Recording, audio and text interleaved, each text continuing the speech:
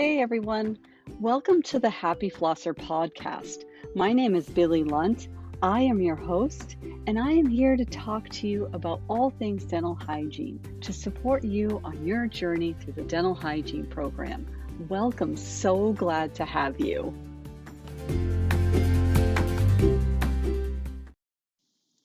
Motivational interviewing from the perspective of the field of dental hygiene is a very strategic way of having a conversation of discovery, beliefs, interests, and perspectives of another person.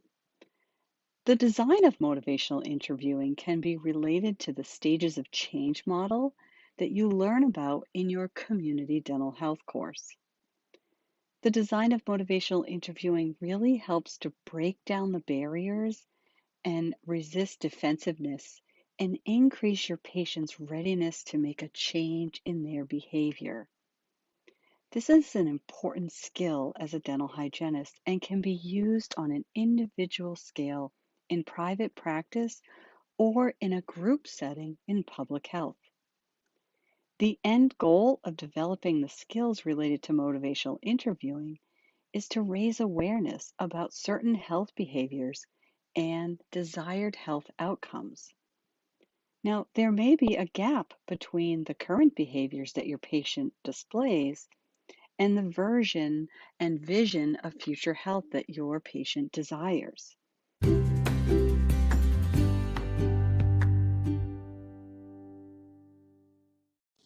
Hey, if you're in hygiene school or just got your acceptance letter to hygiene school, I've got a new course to help set you straight right out of the gate when you first start your program to help ensure a successful transition from the first semester to the second semester and to the finish line. I will help you strategize all the key strategies that you need, understand what the challenges are, and overcome all the obstacles. Learning in dental hygiene school is different than any other program. You've got a lot of assessments that are evaluation style. You need to be able to plan and prepare for that and be successful so that you can become an RDH. And I'm here to do that for you. I have a new course, How to Be a Successful Dental Hygiene Student. You can click the link right in the show notes and I'll show you how to get it done. Congratulations on entering this profession. Lisa Stockwell, who is a trainer, an educator, and a coach who works with different groups and organizations in this specific topic area, she joined the conversation to give us her own definition of motivational interviewing. Motivational interviewing is a collaborative, goal-oriented style of communication with particular attention to the language of change.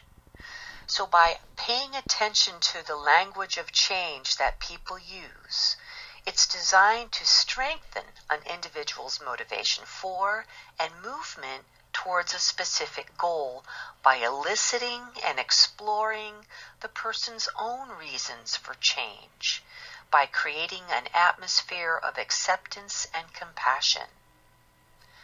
We like to say, MI is a caring, compassionate, guided form of conversation, and its goal is to explore and resolve ambivalence about changing the behavior. I love her definition, and she's very encouraging. Next, she'll talk about ambivalence, and ambivalence sometimes creates barriers for us as clinicians to actually move forward in the conversation.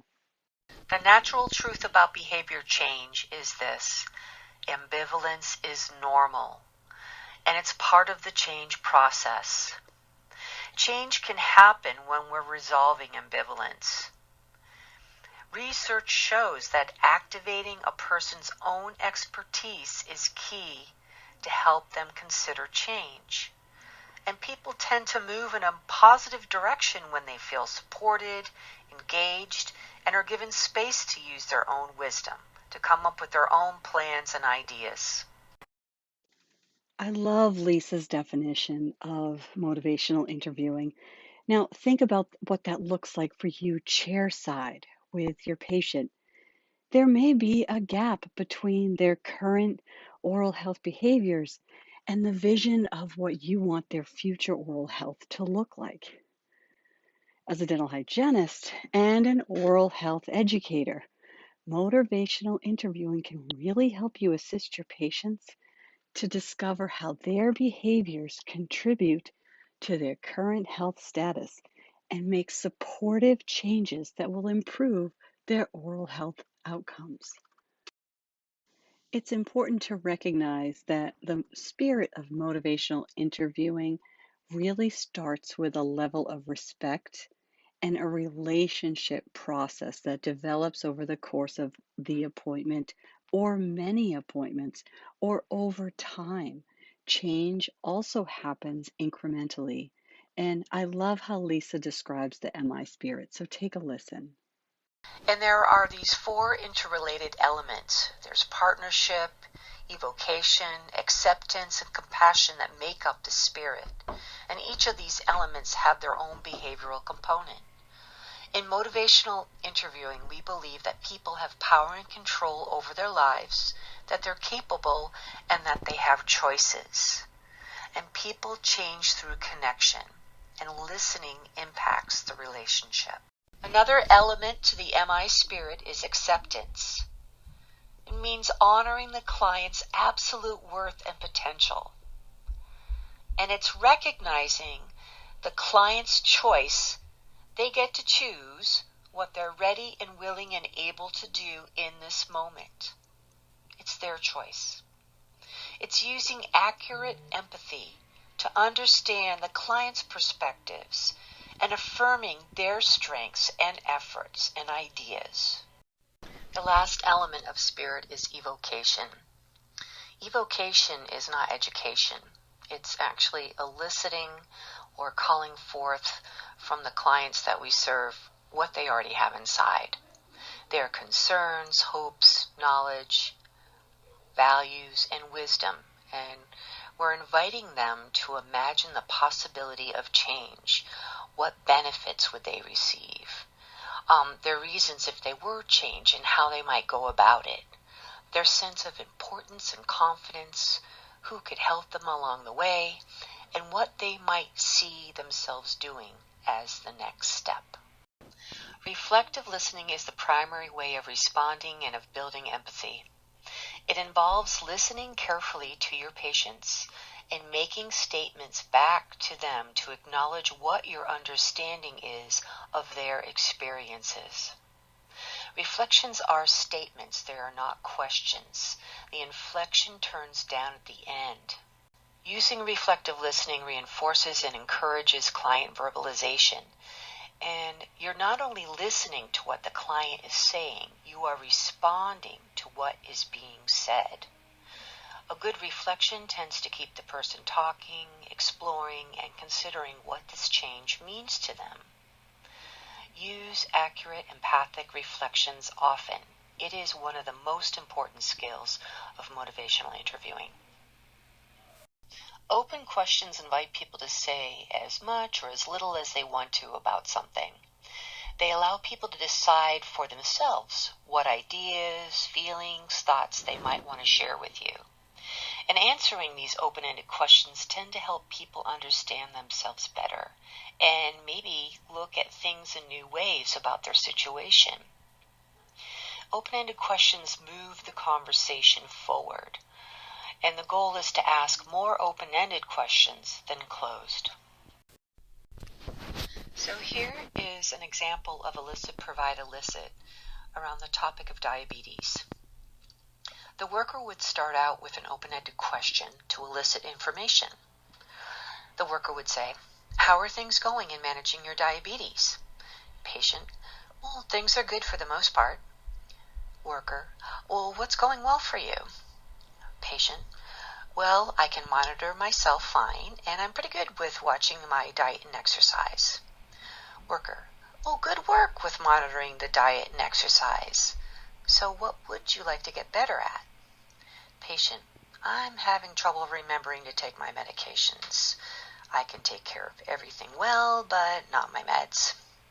Worker, "So remembering to take your meds is important to you. And what are you currently doing to help you remember to do this?" Patient, "Nothing." Worker, "Okay. Would you mind if I share a few options that others have used?" See if one of these might work for you. Okay, so one might be a phone app. You can use this as a reminder. You can have a bell go off when you want to. Another one might be a pill box. Sometimes having to physically put the pills in a box and seeing it will help remind you. Another could be a post-it note next to a daily activity, such as brushing your teeth, making your tea, something like that.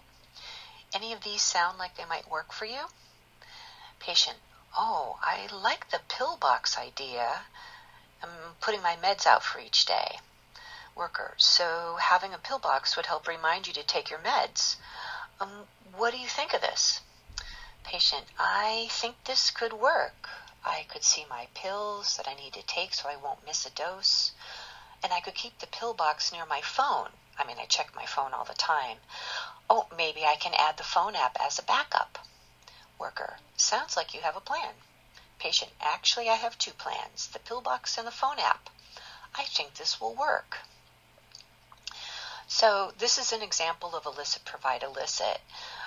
The goal of the worker is to find out first what the patient already knows, what's going well, what's challenging, provide any information affirming what's going well, your understanding back to the patient, and again eliciting what the patient's thoughts are, if they have any concerns, any steps, ideas, or plans. So why integrate MI into our practice? It's evidence-based.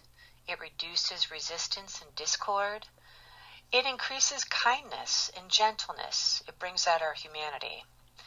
It's effective across populations, cultures, and disciplines. It's effective in brief encounters, and it actively involves people in their own care. They feel supported, they feel more confident in moving forward, making changes. And it helps reduce burnout and stress for the helpers. And it instills hope. Lisa articulates the use of motivational interviewing so well. So just as a recap, using that stages of change model, for motivational interviewing with our patients, some of the fundamental principles really help us walk our patients through a path to change a behavior that will improve their oral health outcomes in a way that includes them, engages them, and really does it in a nice, compassionate way. So, the fundamental principles of motivational interviewing, we want to avoid argumentation. We want to roll with whatever resistance presents itself with our patients while maintaining empathy through the entire process. We want to support self-efficacy.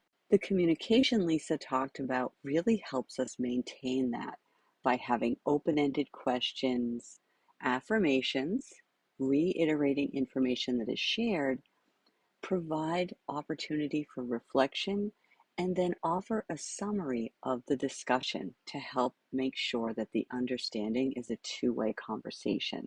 Another tip would be to explore some of the past successes that your patient has had, and you can remind your patient.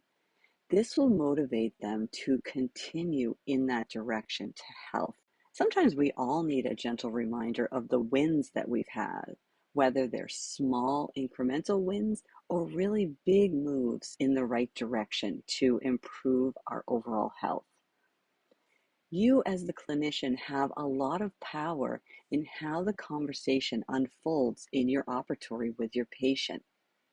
And just like in the past discussions when we talked about ways to improve the experience for pain management, there are ways to improve the experience of oral hygiene instruction and behavior change.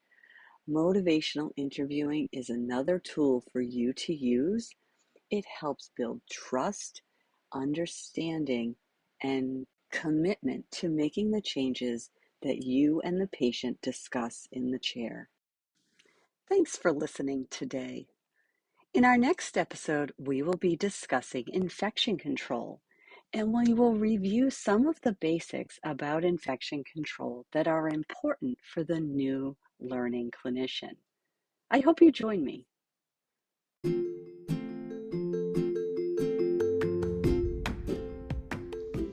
I would invite you to ask any questions at all that you need answered.